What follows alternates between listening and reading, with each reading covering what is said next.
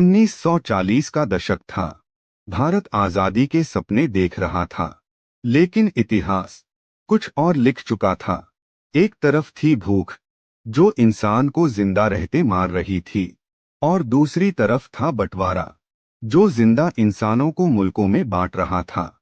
ये कहानी है दुनिया की सबसे बड़ी भूख की और दुनिया के सबसे बड़े पलायन की। 1943 बंगाल। धान के खेत थे, लेकिन पेट खाली थे। अनाज मौजूद था, लेकिन थालियों में नहीं। सड़कों पर इंसान चल नहीं रहे थे, सरक रहे थे। एक माँ अपने बच्चे को गोद में लिए बैठी थी। बच्चा रो नहीं रहा था, क्योंकि भूख उसकी आवाज खा चुकी थी। लाशें गिनती में नहीं थीं। सरकारी कागजों में इसे सिर्फ अकाल कहा गया, लेकिन सच्चाई ये थी, ये भूख पैदा की गई थी। जहाजों में अनाज भरा था, गोदाम भरे हुए थे, लेकिन भारत के लिए नहीं। 30 लाख से ज्यादा लोग बिना गोली चले मार दिए गए, और दुनिया खामोश रही।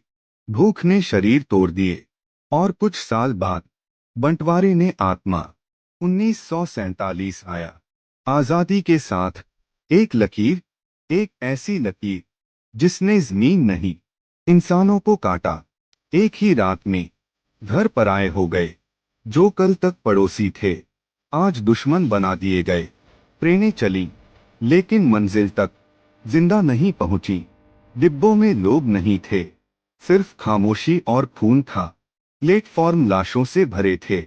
माँ बाप अपने बच्चों को ढूंढ रहे थे, और बच्चे अपना नाम भूल चुके थे। 1,40,00,000 लोग चल पड़े, बिना नक्शे, बिना भरोसे, बिना घर। ये था इतिहास का सबसे बड़ा पलायन। किसी की बहन छूट गई, किसी का वजूद, किसी को मुल्क मिला, किसी को सिर्फ यादें, और कुछ को सिर्फ कब्र। 1943 ने सिखाया, भूख भी हथियार हो सकती है। और 1947 ने दिखाया, जब इंसान लकीरें बनाता है, तो सबसे ज्यादा इंसान ही मरता है। इतिहास खत्म नहीं होता, वो बस याद किए जाने का इंतजार करता है।